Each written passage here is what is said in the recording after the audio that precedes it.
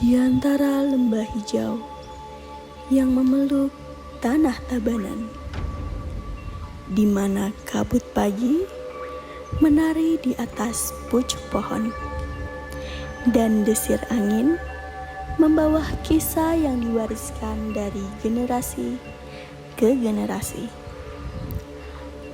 Ada sebuah tempat yang menyimpan kesejukan alam, kejernihan mata air, dan hangatnya senyum warga.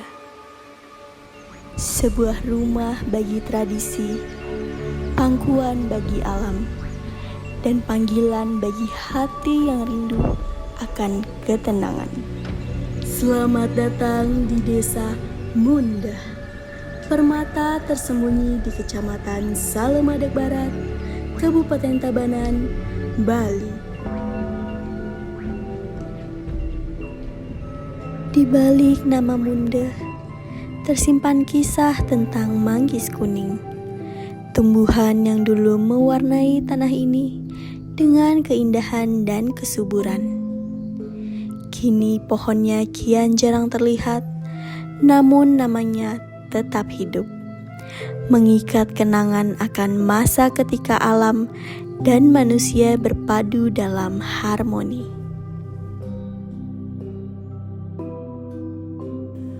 Om Swastiastu menceritakan tentang asal-usul Desa Mundah sekitar tahun 1551 ya. Zaman itu Raja Mengui, Bali dikuasai oleh Raja Mengui. Tokoh-tokoh yang dianggap membangkang dari Raja Mengui diasingkan ke hutan Bali Barat. Nah, sampailah di hutan Bali ini. Itu tahun 1551. Itu terdiri dari 31 orang, salah satu tokohnya bernama Ki Keboronggah. Nah, disitulah terjadi perkembangan karena di hutan ini banyak tumbuh kayu mundah. Nah, kayu mundah.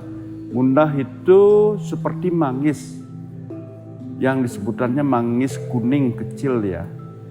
Sehingga itulah dijuluki menjadi Desa Mundah. Nah, batas-batas Desa Mundah disebutkan di sebelah utara itu ada Betungsel. Di sebelah timur itu ada Pangkung Sakti, di sebelah barat itu ada Puncak Sudangan, nah dan di sebelah utara Desa Belatungan. Nah, sampai tahun 2025 ini ada 8 banjar dinas di Desa Mundah. Ada 5 desa adat di Desa Mundah. Ada 2.773 masyarakat. Ada 908 KK. Nah, tentunya sebagai penunjang perekonomian masyarakat Desa Mundah dengan alam ketinggian sekitaran 460 mdpl dan geografis yang berbukit-bukit, tentu sangat memungkinkan dan sangat subur luar biasa. Ditopang oleh pertanian perkebunan. Nah, tentunya banyak potensi yang ada di Desa Mundah lewat pertanian dan perkebunan. Begitu pula dengan ada inovasi masyarakat. Bagaimana masyarakat Desa Mundah untuk bisa menambah penghasilan di luar pada swagino atau pekerjaan sesuai dengan keahlian di masyarakat. Sebuah tiang kokoh yang menyangga harapan, memoles seluruh permata dalam ketenangan alam.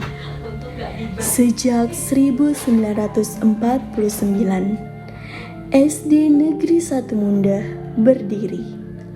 Laksana pelita pertama yang menyalakan api pengetahuan. Pada 1962, hadirlah SD Negeri 2 Mundah, menambah cahaya di langit masa depan. Dua sekolah ini bagaikan lentera kembar, menuntun langkah generasi muda agar sinar ilmu tak pernah padam. Berdiri sejak abad ke-12, Pura Majapahit menjadi simbol persatuan ajaran Hindu di Bali. Dengan arsitektur Bali kuno dan suasana yang damai, Pura Majapahit terbuka bagi semua umat Hindu. Disinilah kita bisa merasakan kekuatan spiritual yang menyatukan sekaligus menyucikan alam semesta. Di sekitarnya terdapat dua beji yang turut menjaga kesakralan dan kesucian desa. Beji Banjarbangau merupakan tempat melukat dengan air yang jernih dan menyegarkan. Berdiri di tengah hamparan sawah dan rindangnya pepohonan.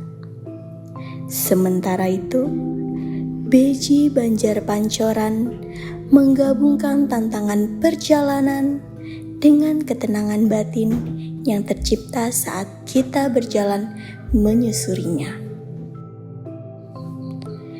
Di balik keheningan alamnya, tersimpan potensi wisata alam yang mempesona.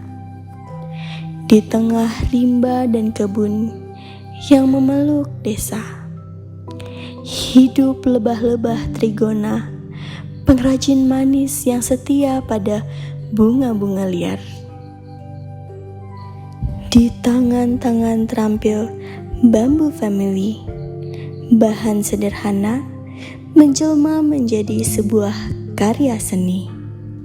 Setiap guratan dan bentuknya adalah cerita mengenai kreativitas, ketekunan, dan keindahan yang lahir dari dalam bumi. Untuk menopang ekonomi masyarakat tentu lewat pertanian perkebunan.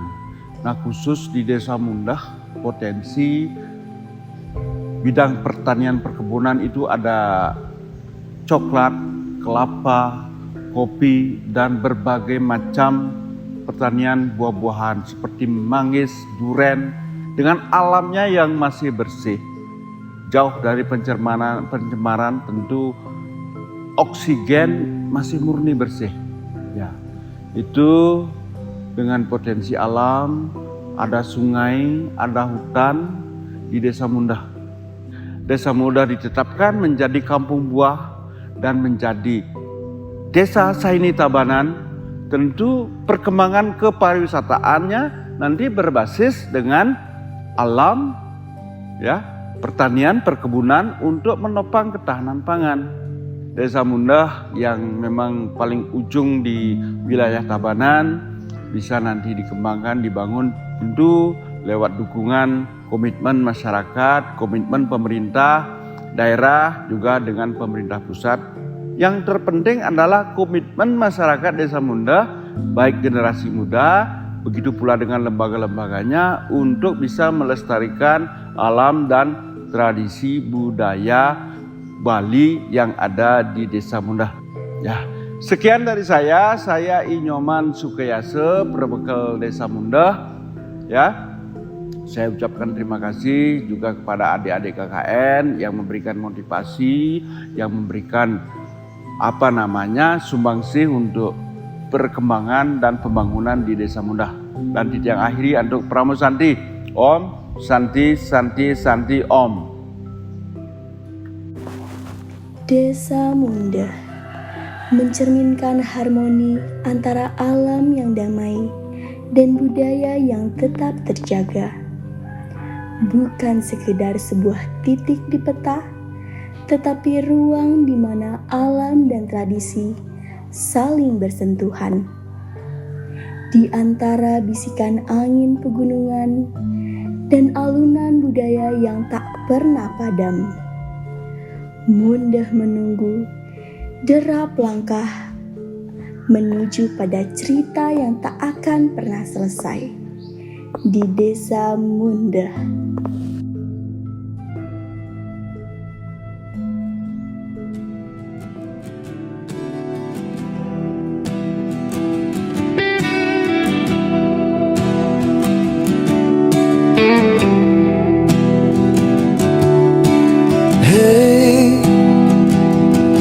Nyame ajak mekejang orahin turis melalui ke Desa Mundah.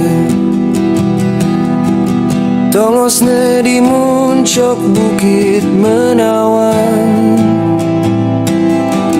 hawane sejuk, udara seger, buin berawan. Ninggalin kebun kopi luas care,